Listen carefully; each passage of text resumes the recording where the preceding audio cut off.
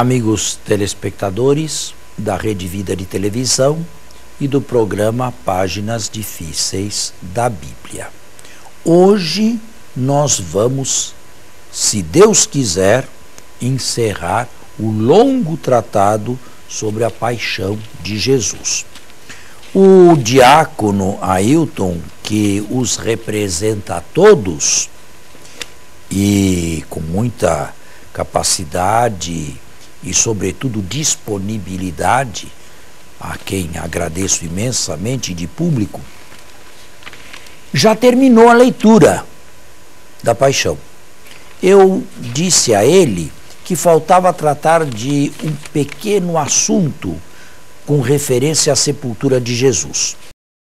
É o seguinte: modernamente existem alguns estudiosos que, não crendo na ressurreição, colocando dificuldades na ressurreição, afirmam que os crucificados, os corpos dos sentenciados à morte, e no caso aqui crucificados, não tinham sepultura regular, mas eram lançados numa vala comum. E lançados assim numa vala comum, ficaria muito difícil identificar o corpo mais tarde. Alguns chegam a dizer que as mulheres do primeiro dia da semana se enganaram de túmulo. Ao invés de irem à vala comum, onde devia estar o cadáver de Jesus, foram a um outro sepulcro. A teoria. Bem, o que se responde a isto? A isto se responde, em primeiro lugar, com a presença de José de Arimateia nos 4 evangelistas, vale dizer, múltipla atestação, e independência de João com relação aos outros 3. Este homem não seria inventado, este nome não seria inventado.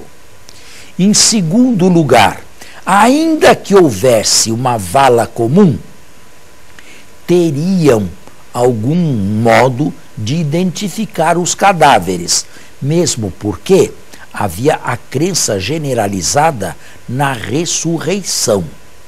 E, ainda que fosse uma pequena indicação amarrada ao cadáver de alguém, isto nunca faltava. Depois de um certo tempo, sobretudo quando as carnes se consumiam, os ossos eram guardados cuidadosamente, mas precisava saber de quem eram aqueles ossos, portanto haveria uma pequena identificação para serem colocados em caixas e gavetas na espera da ressurreição. Isto era um modo comum de se enterrar na Palestina dos tempos de Herodes, e os condenados à morte não faziam nenhuma exceção. Mas nós não precisamos chegar a tanto. Nós não podemos dizer que Jesus tenha conhecido uma vala comum, mesmo porque essas afirmações não podem ser comprovadas. E nós temos aí a presença de uma pessoa absolutamente desconhecida e que não sabemos depois que fim terá tomado, não é, quando os evangelhos foram escritos. Mas para esses que dizem isso ainda tem a questão, estava lá a mãe, estavam os amigos, que... Bom, mas isso é apenas João que fala, não é? Os outros não falam. Falam de umas mulheres que viram aonde foi deposto Jesus. Isto sim, João apenas cita a mãe. Os outros falam de algumas mulheres que de longe, sem se misturarem, olharam a preparação do corpo e o lugar onde ele foi deposto. De qualquer modo, durante toda a primeira geração cristã, não foi absolutamente questão de procurar essa vala comum. Não tinha nenhum sentido uma coisa dessas. Bem, com isto, Ailton, eu termino o longo tratado sobre a paixão. Agora, bem, nós temos, né, que começar um tratado especial, que neste evangelho tem um capítulo apenas, o 20º. O 21º é um apêndice. Isso. Foi colocado posteriormente. Mas nós vamos começar o tratado sobre a ressurreição. Olhe, eu começaria falando da seguinte maneira. Existe, eu não sei se você gosta de autores clássicos, eu gosto muito. Existe uma missa em si bemol de Bach,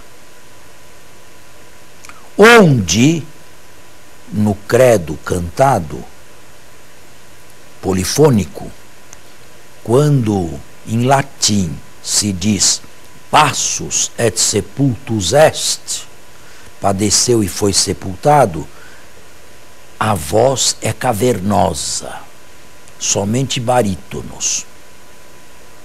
Mas depois, quando vem et resurrexit tertia die, é um esplendor.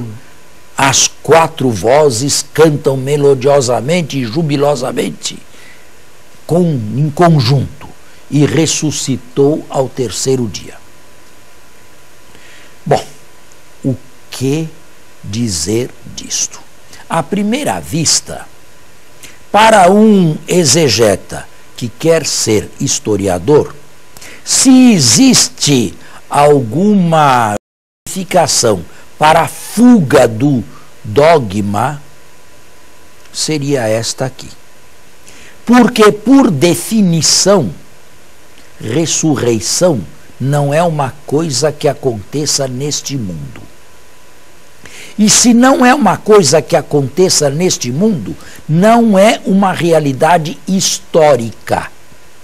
O que é histórico? É aquilo que acontece neste mundo e pode ser verificado com instrumentos deste mundo.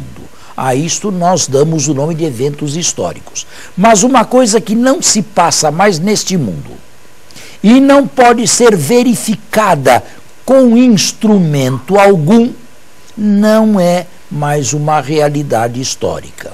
E, portanto, à primeira vista, parece que são justificados aqueles que colocam um ponto final na sepultura de Jesus, para não entrarem dogmática afora, sem mais possibilidade nenhuma de controle neste mundo aqui. Nós não vamos fazer isso. Nós vamos entrar na ressurreição. Mas vamos entrar por que motivos? Primeiro motivo é porque os evangelistas todos não terminaram com a paixão. Terminaram com a ressurreição. E nós podemos imaginar que nunca houve um evangelho que terminasse com a paixão.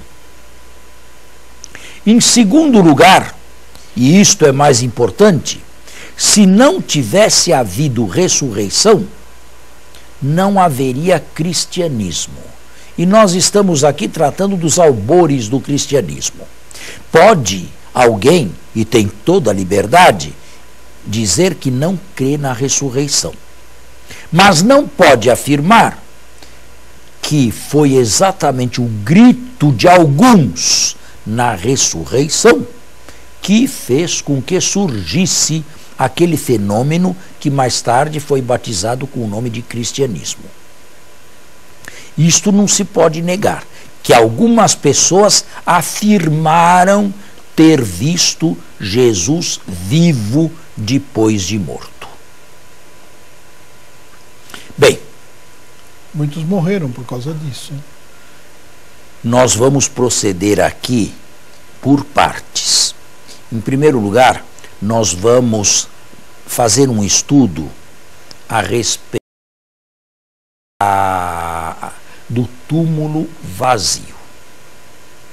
Depois nós vamos passar para as aparições a mulheres nos arredores ou junto ao túmulo vazio. E num terceiro momento, as aparições de Jesus ressuscitado. Mas eu quero dizer uma coisa. Para tudo isto, nós dependemos do testemunho daqueles que disseram que viram Jesus ressuscitado.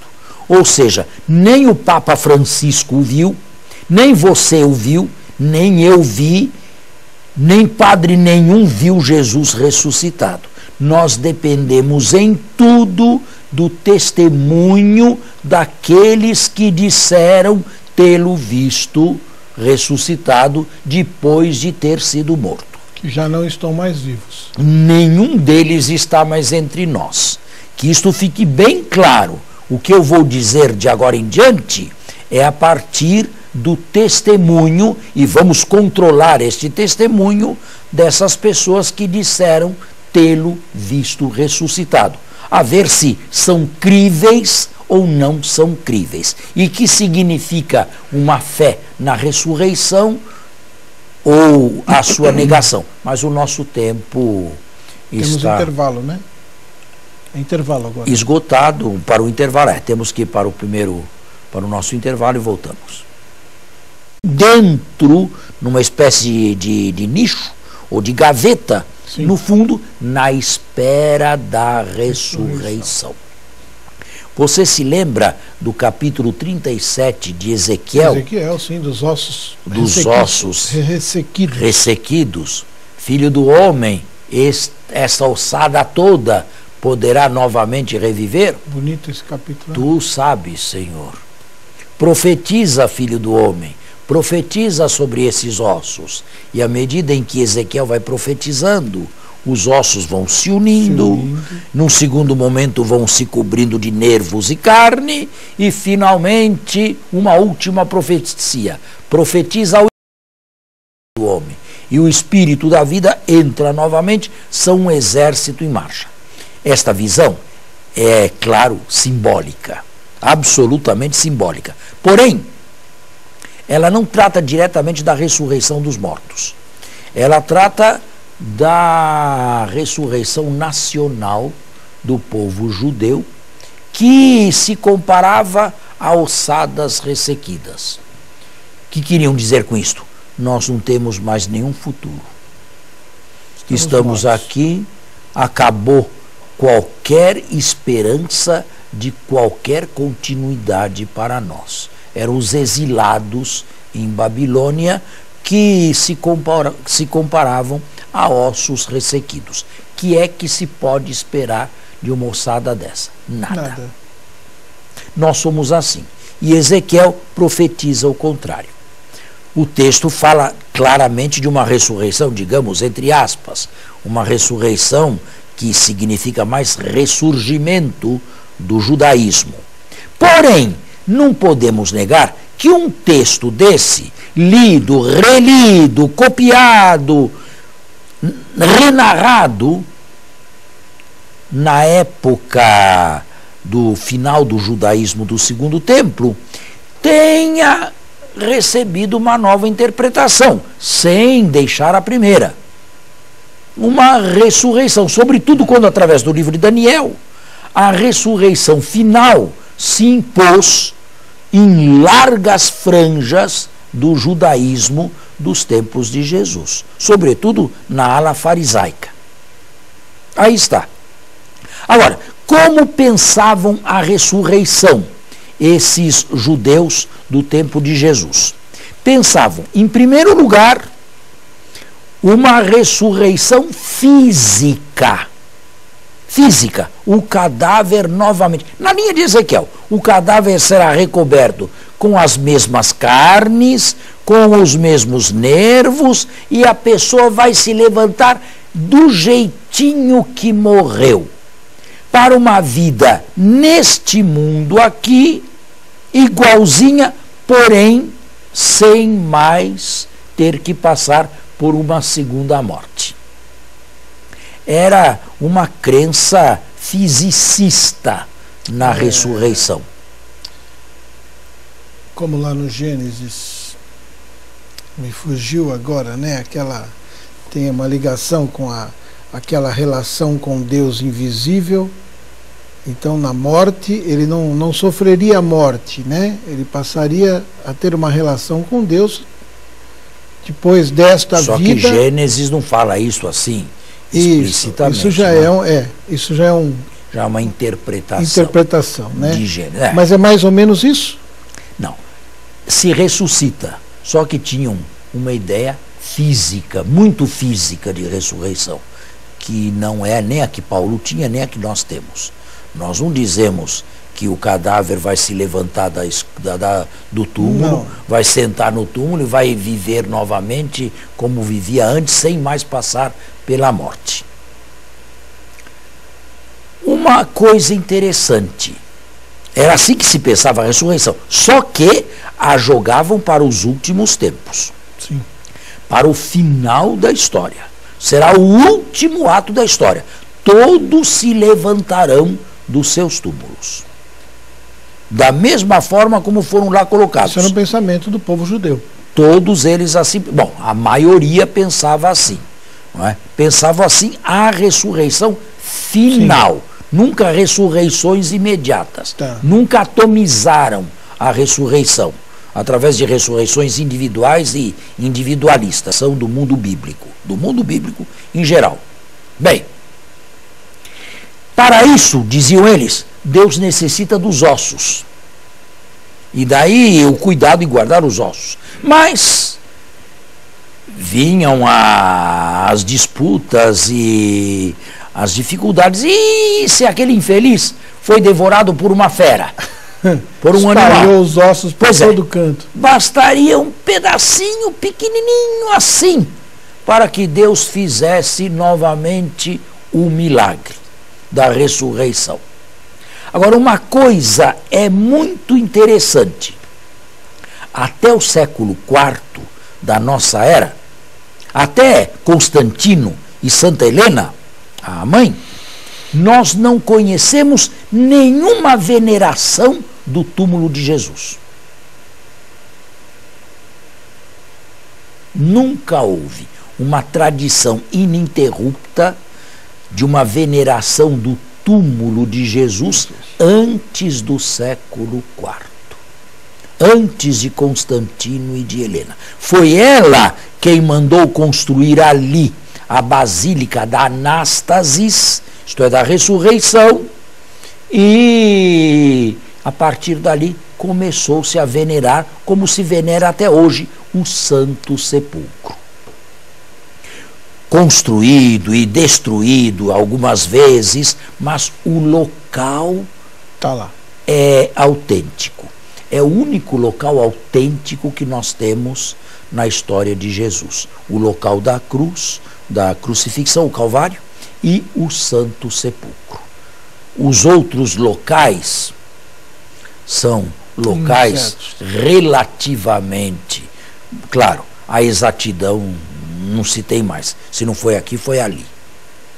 Claro, em Israel, né? Não na América, não no Brasil. Sim, claro. Mas pega uma proximidade ali. O local mesmo é certo pela arqueologia, pelos estudos. Porém, a veneração só a partir do século IV. Interessante, nenhum apóstolo disse que foi visitar o túmulo de Jesus. Paulo, na carta aos Gálatas, afirma que visitou Pedro e esteve 15 dias com ele, um tempo suficiente para que Paulo fosse catequizado por Pedro.